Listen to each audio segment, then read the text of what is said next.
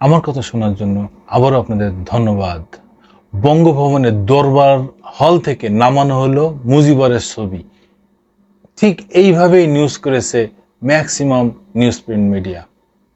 এখন আর মুজিবরের নামের সাথে বঙ্গবন্ধু নেই, তারপরে জাতির জনক নেই, কিছুই নেই, শুধু মুজিবর, শুধু মুজিব, এই হচ্ছে অবস্থান। দেখেন, সময়ের সাথে সাথে সবকিছু উল্টে গেল, সময়ের সাথে সাথে সবকিছু পাল্টে গেল। আওয়ামী লীগ সরকার ক্ষমতায় থাকাকালীন এইভাবে এইগুলো মানুষের উপরে চাপিয়ে দিয়েছে, যার কারণে আওয়ামী লীগ সরকার যখন ক্ষমতায় নেমে গেল, সেই চাপ থেকে তারা বাইরে হয়ে আসলো, বেরোয় আসলো। ব্যাপারটা কি এই? হ্যাঁ, তাই। বর্তমান অন্তর্বর্তীকালীন সরকারের উপদেষ্টা, তথ্য সম্প্রচার উপদেষ্টা নাহিদ ইসলাম বলেছেন, কে তাকে জাতির জনক উপাধি দিয়েছে? আওয়ামী লীগ সবকিছুই জাতীয় জাতীয় করে গেছে, কিন্তু জনগণ কি দেশে? না, জনগণ দেয়নি। তাহলে কে দেশে তাকে জাতির জনক উপাধি?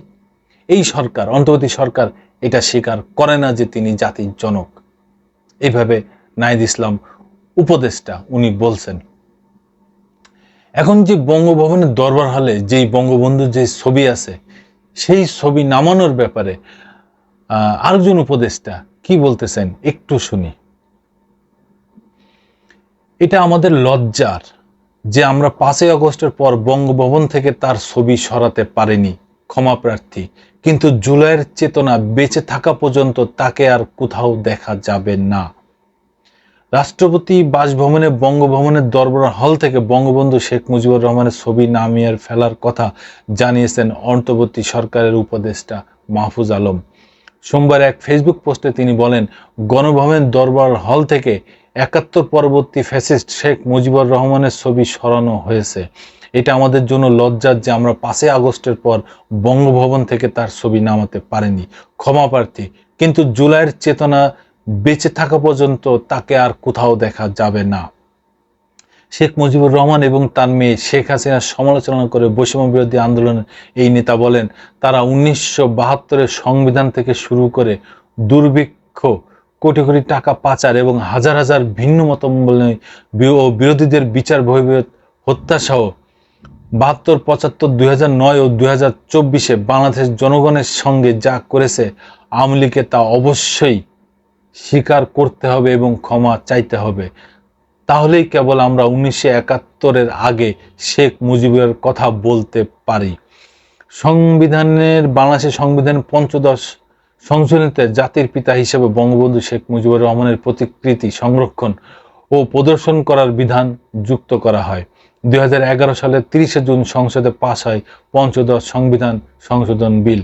এরপর 10 জুলাই তৎকালীন মন্ত্রিপরিষদ বিভাগের সচিব আব্দুল আজিজ স্বাক্ষরিত চিঠিতে সংবিধানের 4 ক অনুচ্ছেদ উল্লেখ করে বিভিন্ন অফিস ও শিক্ষা প্রতিষ্ঠানে শেখ মুজিবুর রহমানের প্রতিকৃতি টানানোর নির্দেশ জারি করা হয়। 4 ক অনুচ্ছেদে বলা হয়, জাতির পিতা বঙ্গবন্ধু শেখ মুজিবুর রহমানের প্রতিকৃতি রাষ্ট্রপতি, প্রধানমন্ত্রী, স্পিকার ও প্রধান বিচারপতির কার্যালয় এবং সরকারি ও আধা সরকারি অফিস, স্বায়ত্তশাসিত প্রতিষ্ঠান, সংবিধিবদ্ধ সরকারি কর্তৃপক্ষের প্রধান ও শাখা কার্যালয়, সরকারি ও বেসরকারি শিক্ষা প্রতিষ্ঠান, বিদেশে অবস্থিত বাংলাদেশের দূতাবাস ও মিশনসমূহের সংরক্ষণ ও প্রদর্শন করিতে হইবে। ছাত্র জনতার অভ্যুত্থানে গত 5ই আগস্ট আওয়ামী লীগ সরকারের 15 বছর শাসনের অবসান ঘটে। শেখ হাসিনা পালিয়ে যান ভারতে। এরপর বিভিন্ন স্থানে বঙ্গবন্ধুর ভাস্কর্য, মুরাল ভেঙে ফেলা হয়। বিভিন্ন অফিস থেকে নামিয়ে ফেলা হয় শেখ হাসিনার ছবি। রোববার অন্তর্বর্তীকালীন সরকারের নতুন 3 উপদেষ্টার শপথ অনুষ্ঠানের সময়ও বঙ্গভবনের দরবার হলে তাদের পিছনে বঙ্গবন্ধুর ছবিটি ছিল। এর প্রতিবাদ জানিয়ে বৈষম্য বিরোধী ছাত্র আন্দোলনের অন্যতম সমন্বয়ক হাসনাত আবদুল্লাহ ফেসবুকে লেখেন, আমরা সারা দিন লীগ তাড়াবো আর বলবো মুজিববাদ মুর্দাবাদ, আর তারা মুজিবের ছবি পিছনে টানিয়ে করে শপথ পাঠ। এরপর সোমবার আরেক ফেসবুক পোস্টে দরবার হল থেকে ওই ছবি সরানোর কথা জানিয়ে একটি ছবি পোস্ট করে উপদেষ্টা মাহফুজ বলেন, সেখানে তাকে বঙ্গভবনে সেই শপথ মঞ্চের সামনেই দাঁড়িয়ে থাকতে দেখা যায়, তবে পিছনে সেই মুজিবের ছবিটি এখন আর নেই। দেখেন, শেখ মুজিবুর রহমান জাতির পিতা, এটাই অন্তর্বর্তীকালীন সরকার করে না, আর বাংলাদেশের জনগণ সেই শেখ মুজিবুরকে জাতির পিতা করেও নাই। শেখ মুজিবুর রহমানের 100 বছর পূর্তি উপলক্ষে 1 বছর ধরে টানা সরকারি খরচে তারা বাংলাদেশে যে কর্মযজ্ঞ চালিয়েছে। কোথায় পাইছে রে ভাই এই টাকা? সরকারি খরচ, আমার আপনার ট্যাক্সের টাকা, আপনার রক্ত পা ঘাম করা সেই টাকা তারা এইভাবে উড়িয়ে বেরিয়েছে। 1 বছর ধরে টানা তারা একটা প্রোগ্রাম করেছে শুধু বঙ্গবন্ধুর জন্মবার্ষিকী। কি একটা অবস্থা! কি প্রতারণা করেছে, কি নির্লজ্জপনা, কি বেহায়াপনা এই বাংলার মানুষের সাথে শেখ হাসিনা করেছেন। কথায় কথায় তিনি বিদ্যুৎ বন্ধ করে দেবেন, কথায় কথায় অমুক করবেন, কথায় কথায় তমুক করবেন। মানুষের সাথে কি উপহাস করেছেন।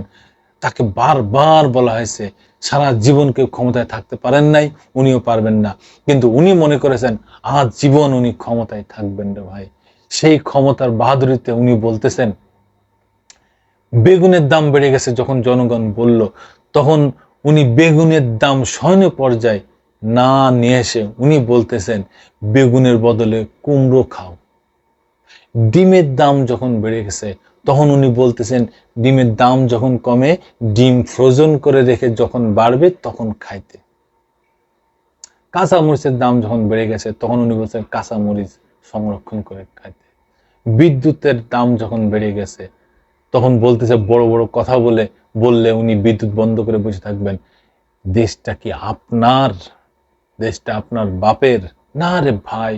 এই দেশটা এই 16 কোটি মানুষের। আপনি কেন মনে করলেন আপনার দেশ? আজকে দেখেন আপনার সেই জবাবদিহিতা নাই বিধায় সরকার জনগণের কাছে জবাব দেবে। জনগণ এই বাংলাদেশের মালিক, সংবিধান তাকে দিয়েছে।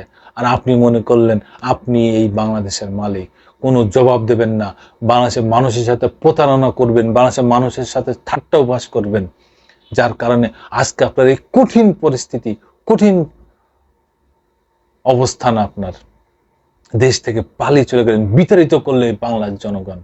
একটা কথা মনে রাখবেন, কাউকে উপহাস করবেন না, কাউকে কখনো এইভাবে কোনো জনগণ কোনো মানুষকে কখনো এইভাবে উপহাস করবেন না, তাহলে তার পরিণতি একটা না একটা সময় এরকম হবেই। ধন্যবাদ। আবার আসবো নতুন কোনো কথা নিয়ে, নতুন কোনো ঘটনা নিয়ে। আমি প্রিন্স।